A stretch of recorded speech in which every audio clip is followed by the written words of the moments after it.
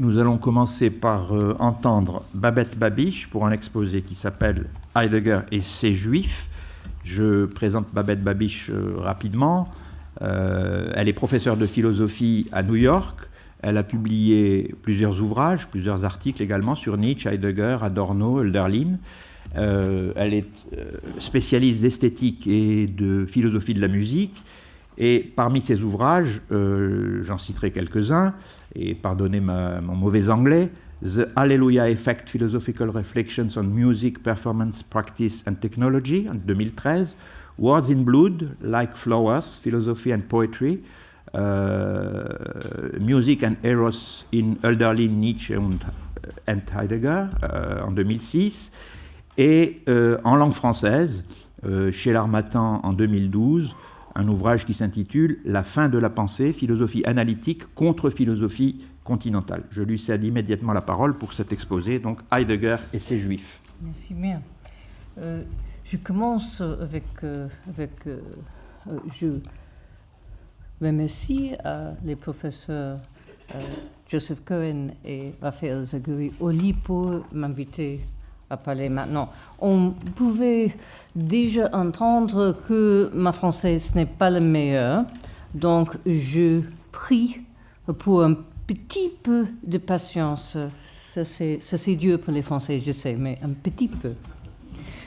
J'ai préparé un texte qui est 2 fois si long, répandu, donc j'ai coupé en 2 et je m'excuse avec ça pour toutes les bêtises. Ces Juifs. Nous faisons déjà dans notre tête une liste. C'est pour vous, parce que peut-être sera meilleur. Oui. Vous voulez que je donne lecture de... Non, c'est pas nécessaire. D'accord. C'est pas nécessaire, mais c'est si vous voulez. Parce que c'est dur. Ces Juifs. Nous faisons déjà dans notre tête une liste. Nous sommes coupables d'un certain sémitisme, antisémitisme donc, un certain racisme, car nous savons bien qui est qui. Tout comme Jean-Paul Sartre l'avait écrit dans son essai Octobre 44, Réflexions sur la question juive. Contente et mécontente, comme il le fait avec une liste qu'il met entre parenthèses. Spinoza, Proust, Kafka, Darius Milhaud, Chagall, Einstein et Bergson. Ne sont-ils pas des Juifs? Avec les Juifs, nous savons bien qui est qui, dans une manière qui n'est pas comme celle par laquelle nous savons qui est catholique ou protestante, Pace Milner. Et il y a tellement d'espèces de protestantes. Ricoeur était protestante, tout comme Sartre. Mais sait-on de quelle confession? Combien d'espèces de protestants y a-t-il pour une France qui a toujours valu, comme Paris, une messe?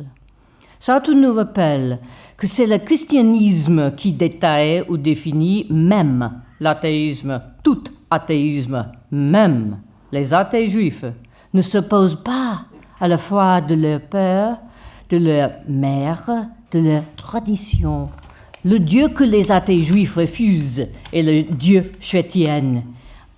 En question ici n'est pas le paradoxe de la France de Sartre, mais le problème de la chrétienté, c'est dur pour moi, chrétienté que Nietzsche trouvait si monotone qu'il pouvait établir une liste de ces époques. C'est sa lecture canonique de ce qui est anti-quoi que ce soit dans son analyse du mécanisme du ressentiment dans la généalogie de la morale, ou de son non publié, l'Antichrist, pareillement au Cahier noir ou aux contributions à la philosophie d'Heidegger.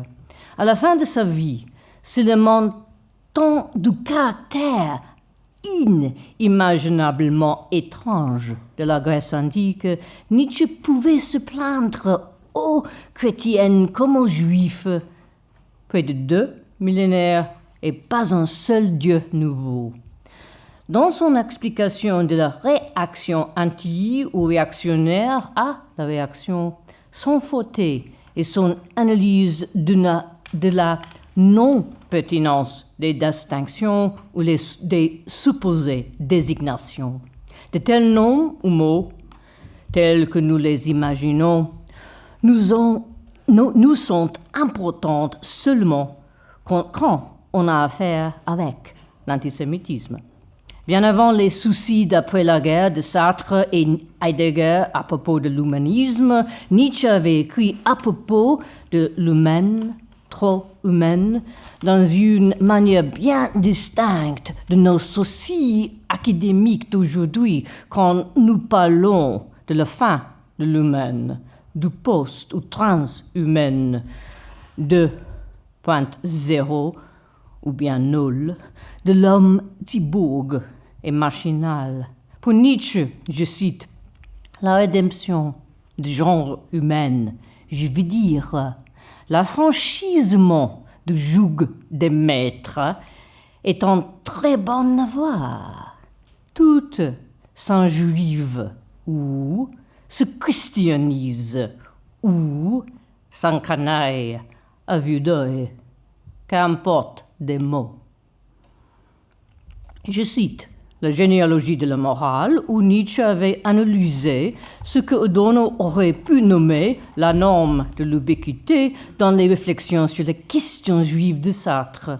C'est en opposition et à travers un gouffre bien large le texte de Nietzsche illumine ici, et non d'une façon conviviale, la juiverie mondiale, Weltjudentum, de Heidegger, en particulier quand ce dernier caractérise ce phénomène comme incité, en cela par les émigrants qu'on a laissé sortir de l'Allemagne. Heidegger essaie de s'imaginer le caractère actif de ce mouvement bien trop antique comme un défi. Il est omniprésent et, je cite encore, impalpable, et même si sa puissance est largement répandue, elle n'a pas besoin de participer à des actions militaires.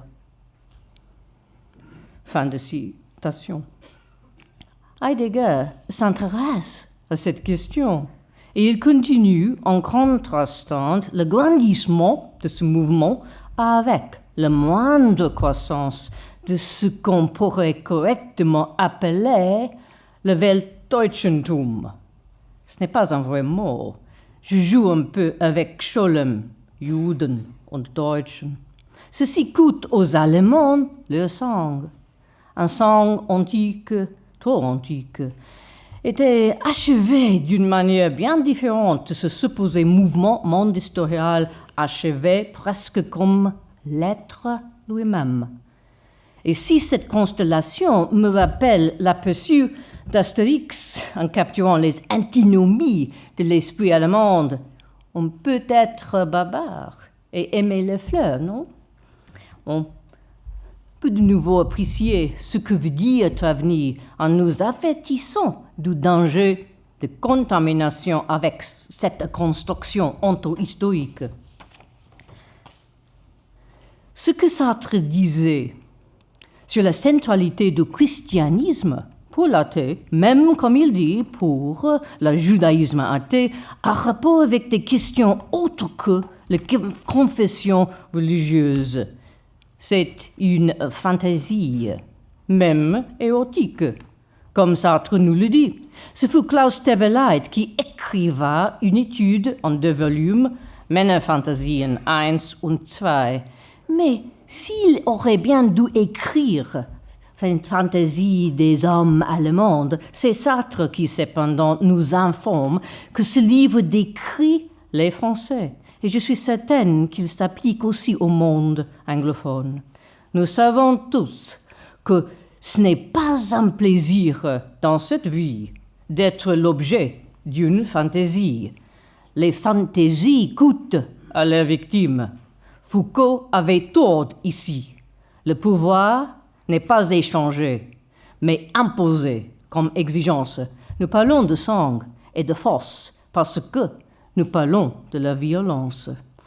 Nous jugeons Heidegger maintenant moins coupable d'un antisémitisme personnel ou vulgaire, car nous avons toujours été informés qu'il était coupable d'une forme d'antisémitisme antique de bon marché plutôt que celui plus ésotérique, insidieuse, d'un antisémitisme onto-historique. Mais soyons clairs, si on voulait ordonner par rang les espèces d'antisémitisme, étant donné que les philosophes se plaisent à faire des distinctions et des ordres de rang, l'antisémitisme onto-historique de Heidegger n'est pas moins extrême que l'autre antisémitisme vulgaire et personnalisé, comme le décrit Sartre, physiologiquement, dans son rapport sur la question juive à Paris en octobre 1944. L'antisémitisme que nous trouvons dans les cahiers noirs est une espèce d'antisémitisme sur un plan mondial, aussi hegelienne que nous voudrons. C'est l'espèce d'antisémitisme qui mène au pogrom, comme aussi à la formulation et la mise en place physique sur plusieurs niveaux de la scène mondiale des solutions finales. C'est la question de la technique antique de trop qu'est la Shoah. C'est surtout l'espèce d'antisémitisme qui expulse les peuples du pays de leur naissance et de leurs moyens d'existence. Et ce dernier est le point déroutant, est insidieuse qui réside dans le lien que fait Heidegger de tout cela avec, je cite encore, les immigrants qu'on a laissés sortir de l'Allemagne. L'antisémitisme onto-historique n'est pas une abstraction. C'est réel, comme vous avez dit. En effet, Heidegger nous enseigne comment lire ses propres remarques dans les conférences qu'il donne en 51 et 52 lors de son retour à l'enseignement à Fribourg après la fin de l'interdiction qui avait retiré Savenir Legendi. Nous lisons dans Qu'appelle-t-on penser? Je cite Heidegger, le terme « histoire du monde » signifie d'habitude la même chose que celui d'histoire universelle. Notre emploi du terme « histoire du monde » désigne cependant ce destin que le monde est, et l'homme comme celui qui l'habite. La question d'histoire du monde, qu'est-ce qui nous appelle à penser? C'est la question. Comment cela, qui proprement est, atteint-il les hommes de notre époque? Ici, comme dans les conférences à Brême, avec leur analyse de la technique comme une question de culture, sa préoccupation est toujours l'idée d'entrevoir ce qui est. Cela veut dire Einblick in das, was ist. Je cite encore, les organisations dans le domaine social, réarmement dans le domaine moral, la poudre aux yeux, des activités culturelles, tout cela ne parvient plus jusqu'à ce qui est. C'est ma citation. Ce que dit Heidegger résonne ici avec Theodor Adorno et bien Max Horkheimer, qui soutenaient dans l'éclipse de la raison que la fantaisie de l'Übermensch, qu'on attribuait à Nietzsche, celle du surhomme achevé, était plutôt une manufacture calculée, une, je cite Horkheimer, projection des masses opprimées, King Kong, plutôt que César Borgia. Nietzsche même préférait César Borgia, on sait. Et Heidegger nous rend clair aussi ce que le surhomme n'est pas. Je cite, « Nous ne le trouverons cependant jamais, ce surhomme, tant que nous le chercherons sur les marchés d'une opinion publique préfabriquée et dans les bosses où se trafique la culture. tout lieu où c'est encore et uniquement le dernier homme qui sert la machinerie, le surhomme ne paraît jamais dans les cortèges bruyantes des prétendues puissantes, ni dans les rencontres arrangées des hommes d'État. Fin de citation de Heidegger. Tous ces détails peuvent sembler n'être que des distractions. Nous avons ici affaire à soulever des questions ayant rapport à Heidegger et les Juifs. Mais l'important ce matin est Heidegger et ces Juifs pour moi. Ce qui lui appartient, comptons Hannah Arendt dans cette catégorie, c'est l'amour, vous comprenez, qui est, comme elle dit, je cite Arendt, plus grande que seulement une personne individuelle, et ceux qui lisent ses œuvres. Ici, je suis Kant, comme le faisait Heidegger, tout ce qui est actuel est possible. Et encore ceux qui lisent Heidegger, comme le faisait Emmanuel Levinas. Dominique Janicot nous rappelait ce que nous avons peut-être oublié. En 1930, dans sa thèse sur Husserl, Levinas laisse percevoir en concluant le caractère heideggerien de son interprétation des, citant Levinas dans Janicot, des problèmes constitutionnels comme problèmes ontologiques. Et il y présente la philosophie de Heidegger comme l'audacieuse explication du, encore Levinas, sens de l'existence de l'être révélé par la phénoménologie husserlienne. Fin de citation. Pour Levinas, selon Janicot, seul Heidegger ose affronter délibérément ce problème. Ça, c'est encore Janicot. Il y a d'autres suivantes, antagonistes de Heidegger, car il est évident que parfois nous devons résister ceux qui nous ont le plus influencés. Parmi eux, je compte ici le premier mari de Hannah Arendt, que nous connaissons mieux ou ne connaissons pas parce que nous ne lisons pas, sous le nom de Gunther Anders. Il y a d'autres noms.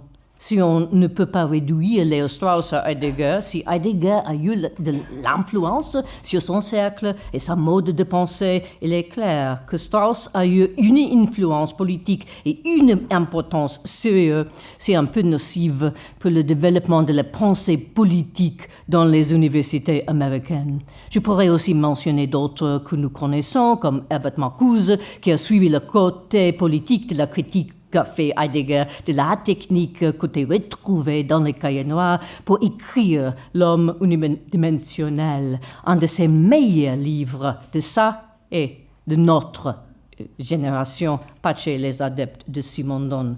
Et je vais maintenant à la page 8e pour conclure. J'ai fait mes études en Belgique, donc je dis 18e. Nous sommes ici pour enterrer Heidegger et nous prévoyons pouvoir ensuite nous retourner et dire que nous sommes libres de vagabonder, errer selon Travny avec Heidegger, libres à être comme Heidegger l'était, errante. Ce qui signifie libre de le dénoncer et de l'exposer ad infinitum. Et cependant, d'insister qu'il devrait y avoir des bourses et du financement et un public pour cela, sans jamais être fini avec lui. Que ferions-nous d'autre? Même son traducteur, comme aussi maintenant François Vezin, comme aussi maintenant Gunther Figal, a lavé ses mains quand confronté avec les éclats. Ce vase brisé, c'est la métaphore de Vezin. L'errance est le mot juste. C'est le mot qui soulignait déjà mon professeur, le père Richardson. C'est sans doute une expression carrément alémanique de Heidegger, qu'on retrouve dans l'aphorisme placé sous le titre dit Vorlesung. Je crois qu'il a écrit après Nietzsche, mais c'est une autre question. Une bestiaire des intérêts scientifiques qui vous apporte à visiter ou à préparer un cours magistral, où Heidegger conclut. Et personne devine ni le chemin, ni le parcours, et personne n'ose un pas. Les errants errent et sont. Et maintenant, c'est nécessaire d'avoir un peu de Deutsch dans les oreilles. Und keiner ahnt den Weg und Gang. Und keiner wagt einen Schritt. Aber Wanderer wandern und sind. Permettez-moi d'aborder une conclusion, conscient du temps et conscient également que je n'arriverai pas à ma conclusion finale sur Adorno. Il y avait un certain nombre d'étudiants juifs et des universitaires qui ont travaillé avec Heidegger au moment d'eux, c'est-à-dire à la fois avant et après être temps, et qui ont été influencés par les conférences sur l'origine de l'œuvre d'art. Je nomme ici non seulement Anders, mais aussi Benjamin et Adorno. Ce serait le moment à l'aube des années 30, avant la fatale troisième année de cette même décennie infâme et critique dans notre histoire. Il y a ensuite des penseurs plus contemporains qui ont tiré leur inspiration en partie de Husserl, avec qui Heidegger doit être associé, parce que sans Husserl, pas d'Heidegger. Nous rappelons que Nietzsche dit, et je suis délibérément sa formule ici, ohne Hegel, kein Darwin. Mais le parallèle doit être souligné à plusieurs reprises pour mettre en évidence la dépendance de Heidegger sur Husserl, condition sine qua non, que Heidegger simultanément atteint et dépassé à plusieurs reprises, un fait reconnu et bien sûr déploré par Husserl. Cet élément, cette condition sine qua non fait toute la différence.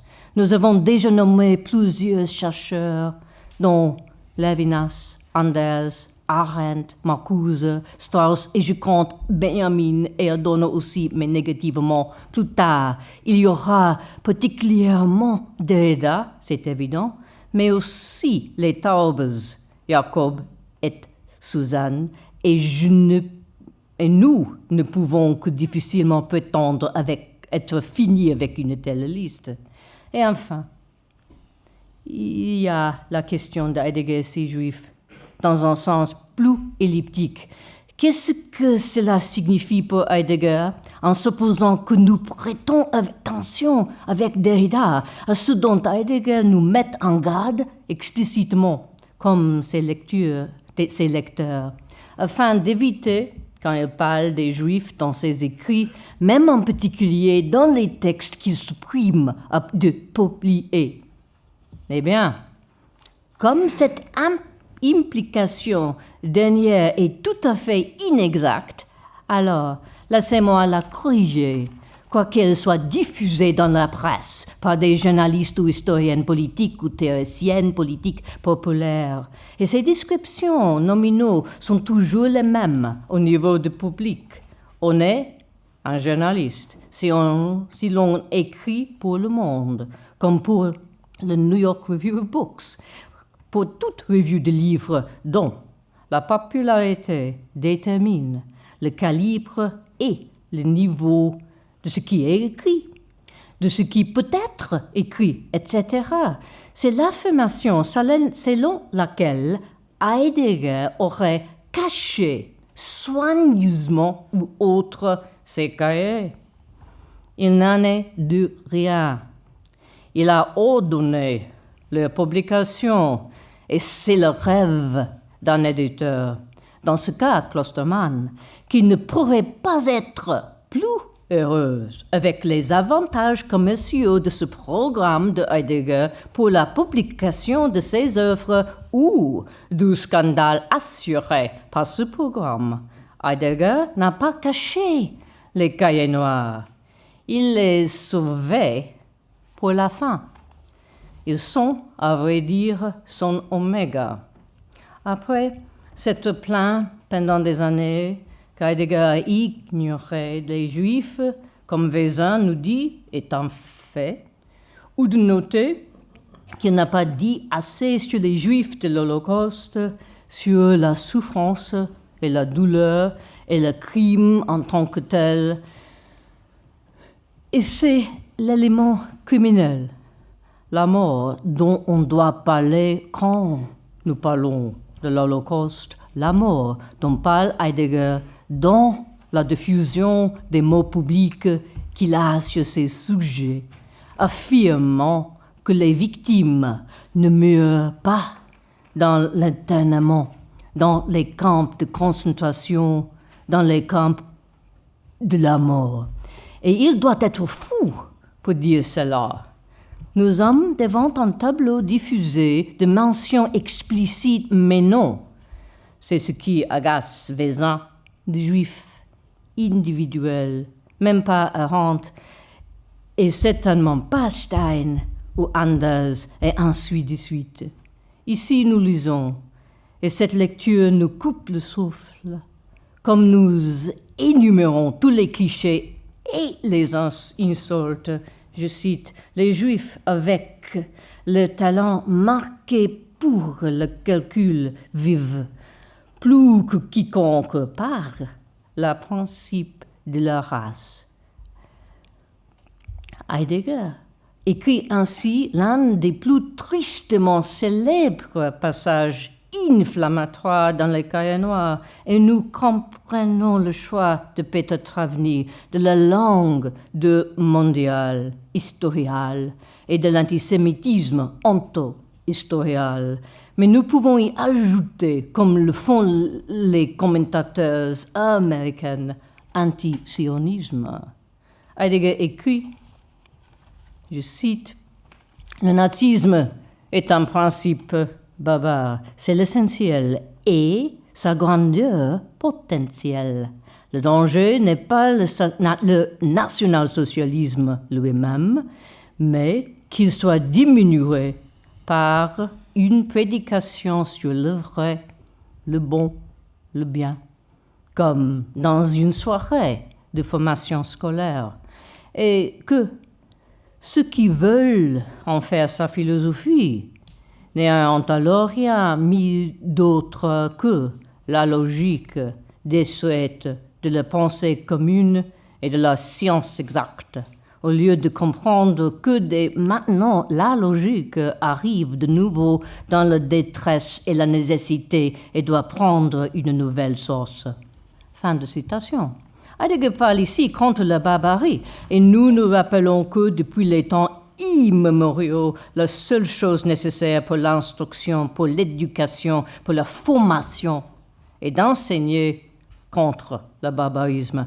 C'est en particulier Adorno qui explique que l'on doit enseigner exactement une horreur absolue et indéfectible face à toute violence, à toute forme de terrorisme et à toute lutte antiterroriste, y compris la torture, les violences contre les personnes et toute violence contre les animaux. Ainsi, nous nous souvenons des mots frappants d'Adorno le 22 septembre 2001. Derrida avait conclu son propre prix Adorno avec ces mots, des mots étonnants que citer nous demande courage toujours aujourd'hui. C'est Adorno que Derrida cite. Pour un système idéaliste, les animaux joueraient virtuellement le même rôle que les Juifs pour un système fasciste. Derrida a bien saisi les deux messages que nous enseignait Adorno. Le système idéaliste d'Adorno met en jour le fait que insulter l'animal dans l'homme mène toujours à traiter l'homme comme animal. Dans ce sens, Adorno est pour moi le juif de Heidegger, pour toujours et évidemment en cours à ce jour présent. Dans ce sens de Derrida, Adorno et le moindre, et par cela le plus, juif des Juifs de Heidegger. Il s'oppose à Heidegger et les Juifs. Il s'oppose à l'animus de Heidegger pour ou contre les Juifs. Dans quelques heures, nous prendrons le déjeuner. Un déjeuner où les animaux continueront de jouer pour nous le rôle joué par les Juifs, précisément dans notre aversion, précisément dans ce que nous supposons aller de soi sans mention. Nous ne verrons peut-être pas l'urgence.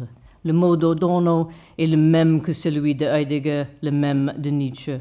Il parle d'un autre, d'un besoin nécessaire. Ceci l'entraîne et nous entraîne à ce même, je cite, indicible qui a abouti à un niveau et dans une mesure à Auschwitz.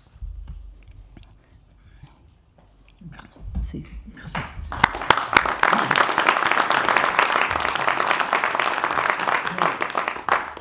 Merci Babette Babiche pour cet exposé sur les Juifs de Heidegger, où pour ma part je n'ai cessé d'entendre comme quelque chose qui venait résonner avec ce que dans les différentes cours allemandes des XVIIe, XVIIIe siècle on appelait, il y a le fameux film sur le juif juste, les juifs de cour, c'est-à-dire que, enfin, je vous cède immédiatement la parole, mais c'est quelque chose comme ça que j'ai entendu dans la détermination globale de ce que vous avez, l'énumération que vous avez faite des juifs de Heidegger.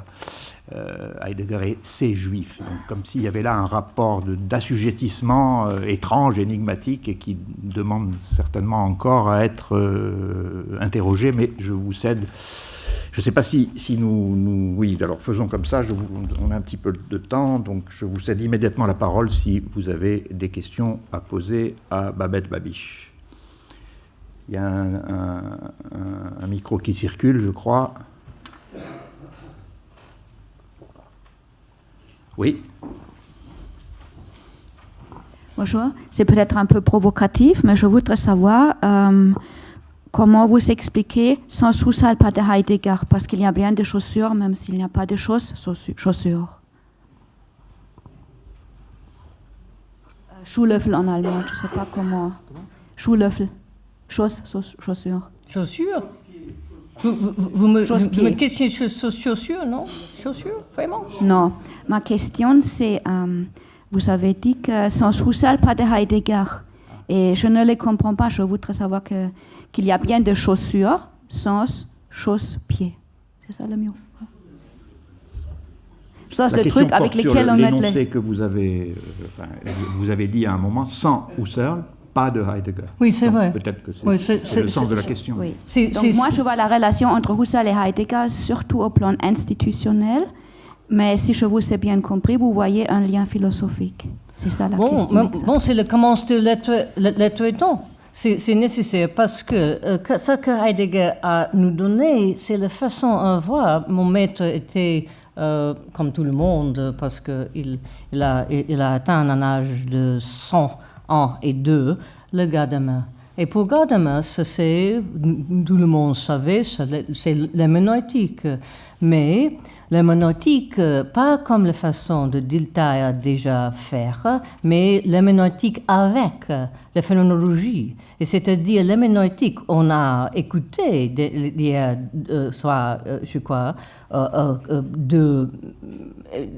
le professeur Milner qui a dit il faut lire avec des langues. Mais Heidegger a travaillé avec la langue et avec la lecture pour exprimer la phénoménologie. Ça, c'est les découvertes.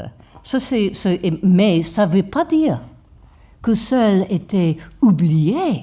Et Heidegger reste précisément exactement comme il nous a dit, jusqu'à la fin de ses jours phénoménologue. Il a fait des choses avec des phénoménologues, Medard Boss, comme ça, Zeringen, et ils sont de façon de décrire, c'est-à-dire à faire la phénoménologie, mais pas à faire comme Husserl, parce que c'est différent avec Husserl, parce que c'est une chose d'expérience, d'expérimenter d'autres façons. Mais Heidegger a fait ça sans le laboratoire et sans le mathématique ou bien le science. Mais ça ne veut pas dire que Heidegger ne s'intéresse pas pour le science ou la logique, pas du tout, et au contraire. Merci. D'autres questions? Oui. C'est à propos d'une phrase de M. Bensoussan que peut-être j'ai mal comprise, hein, mais à un moment vous avez dit que finalement, Kant aussi était un peu antisémite, Hegel aussi, et Spinoza, et Marx, un peu tout le monde. Et donc, est-ce qu'il n'y a pas le risque finalement de banaliser l'antisémitisme d'Heidegger?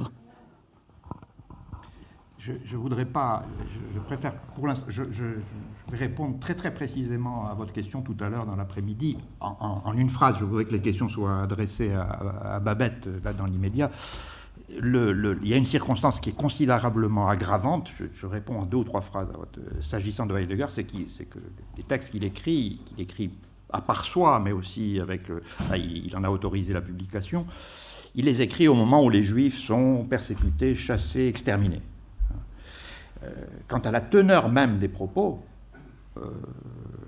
on trouverait, je pense en particulier au texte de Hegel qui a été cité hier soir, L'esprit du christianisme et son destin, et en particulier le premier chapitre que l'éditeur Noll a intitulé L'esprit du judaïsme, qui contient des propositions quasi exterminatrices. J'irai même beaucoup plus loin, mais ça c'est une autre affaire. Je pense que c'est, pour dire les choses de façon très très molle et vague, la culture occidentale tout entière, pas simplement la philosophie allemande, pas simplement l'anti-judaïsme de la philosophie allemande, Kant, Hegel en effet, lisez Baudelaire, dans Fusée, vous lisez Fusée, et à un moment il y a une petite notation comme ça. Le beau projet que l'extermination de la race juive, lisez Voltaire. Alors voilà, je veux pas, mais je reviendrai dans mon intervention sur Hegel en particulier. Et s'agissant de Kant, Pascal David en parle aussi dans son livre, il ne s'agit certainement pas de banaliser, de délester Heidegger du poids de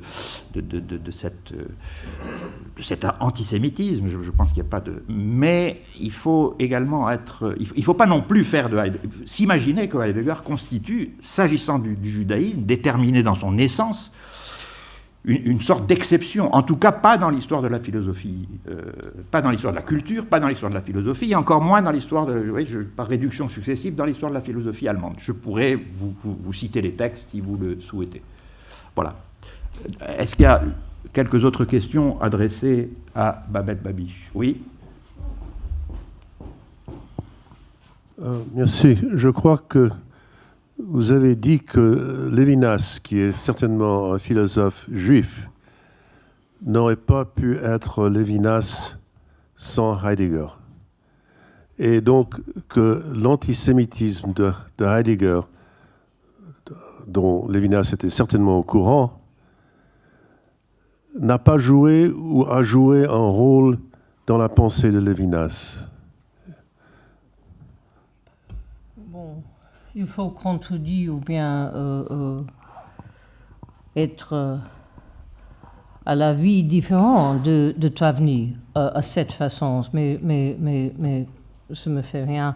Il n'y a pas de contamination dans ce sens de la pensée heideggerienne à cette époque. Je crois on peut le dire, mais c'est une chose assez compliquée parce que et si j'ai compris bien, le professeur Bensoussan a dit à la commence qu'il y a beaucoup d'espèces d'antisémitisme. Il faut faire des choses en pluriel, et avec ça et avec tout ça, on laisse toujours à la côte les questions de contexte. C'est-à-dire, on oubliait le contexte, on oubliait à faire herméneutiquement, lire herméneutiquement, c'est compliqué à ça, parce qu'il faut lire dans le contexte entier. J'ai un moitié de mon texte, tu savais bien, sur Lévinas et Heidegger. Mais c'est Génicourt qui a dit qu'il faut mettre Lévinas sur le premier rang. C'est tout simple à trouver parce que c'est à la commence du livre de Génicourt qu'il dit qu'il cite Lévinas. Et ce n'est pas seulement à cause de le temps et temporalité, c'est à cause de cette connexion avec Husserl et avec Lévinas, parce que tout va ensemble. Mais s'il y a cette idée que l'antisémitisme, c'est, je crois, un peu mal formé. Et pour des lecteurs scientifiques, pour des professeurs, il ne faut pas lire comme ça. Ce n'est pas vraiment qu'il y a, avec le contact Lévinas avec Heidegger, un contact avec l'antisémitisme qui va contaminer dans un tel sens. Je ne crois pas, et je crois que c'est aussi impossible à être comme ça. Ce n'est pas dans le sang de l'antisémitisme. Et c'est pour ça que tout le monde a dit que Heidegger a une bodenständig antisémitisme, comme toujours, mais pas personnel. Et maintenant, on a le droit à parler d'un personnel antisémitisme à la même fois qu'on doit parler d'un antisémitisme monde historique. Et c'est étonnant, cette espèce d'antisémitisme. On a une nouvelle façon d'être antisémitique chez Heidegger, mais pas chez moi.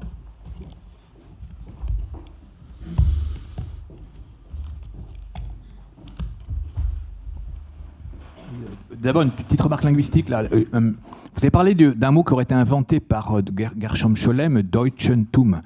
En fait, il y a un texte très connu de Hegel, c'est Das Deutschtum und das Judentum. Et d'ailleurs, Judentum, je suis très choqué de la traduction française du texte Judentum, qui est traduit par juiverie. Juiverie, c'est un mot français qui est très péjoratif. Judentum, c'est la judéité, donc das Weltjudentum. C'est très, on va dire... c'est très tendancieux, quoi. Bon, par ailleurs, moi, j'ai toujours beaucoup de mal avec ce mot, le deuxième terme du colloque, le titre du colloque. Les Juifs, dans le fond, c'est qui les Juifs? Alors, moi, je voudrais citer Golda Meir, je voudrais citer Imre Kertész, et puis Ibrahim Yehoshua. Bon, pour Golda Meir, elle a dit tout ce qui ne parle pas yiddish n'est pas juif. Bon, alors, par exemple, Hannah Arendt, elle n'est pas juive. Bon, les Juifs d'Afrique du Nord ne sont pas juifs. Bon. Alors d'ailleurs, Hannah Arendt, qu'est-ce qu'elle pensait des Juifs polonais, des Juifs du Shtetl? Je crois qu'elle a eu des paroles qui lui ont été beaucoup reprochées. Elle avait un certain mépris, je dirais, pour les Juifs, comme beaucoup de Juifs allemands, de Juifs des Lumières, pour tout ce qui était Juifs non assimilés. Bon, alors Imre Kertész, grand prix prix Nobel de littérature, Être sans destin. Quand il est sorti de Auschwitz, bon, il a été interviewé, et il avait la haine. Imre Kertész, c'était un juif hongrois assimilé. D'ailleurs, Kertész, c'était la traduction en langue hongroise de Klein. Mais il avait la haine. Il avait la haine contre qui? Mais pas du tout contre les Waffen-SS. Il avait la haine contre les juifs polonais. D'ailleurs, il y a une phrase de Yiddish. C'est « Du bist nicht kein Jid, du bist ein Schagets ». Schagets, qui est un mot très péjoratif. C'est-à-dire que Imre Kertész, quand il est sorti d'Auschwitz, il avait la haine contre les juifs polonais. Bon.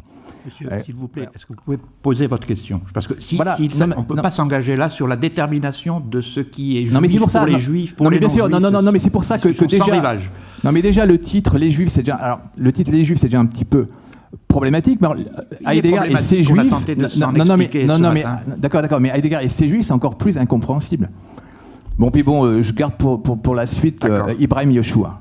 D'accord, merci. Je pense que, je ne sais pas si cette intervention appelle une réponse de votre part, peut-être pas forcément. Mais non, je pense que nous aurons l'occasion de revenir sur la question de Judentum, à traduire par judaïsme ou juiverie. Je pense que ça va courir à travers tous les exposés, donc nous y reviendrons et vous aurez l'occasion vous-même de réintervenir. D'autres questions? Alors une dernière, oui.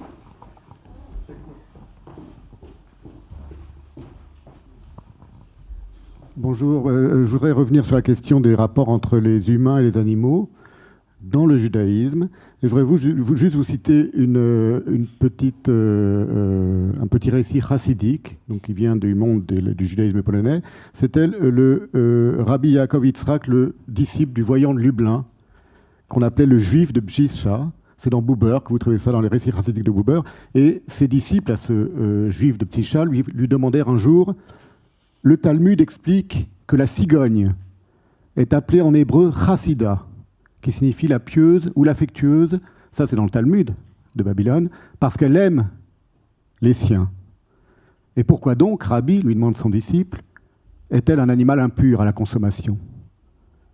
Et le juif de Bjischa lui répond: parce qu'elle n'aime que les siens. Je vous remercie. Merci.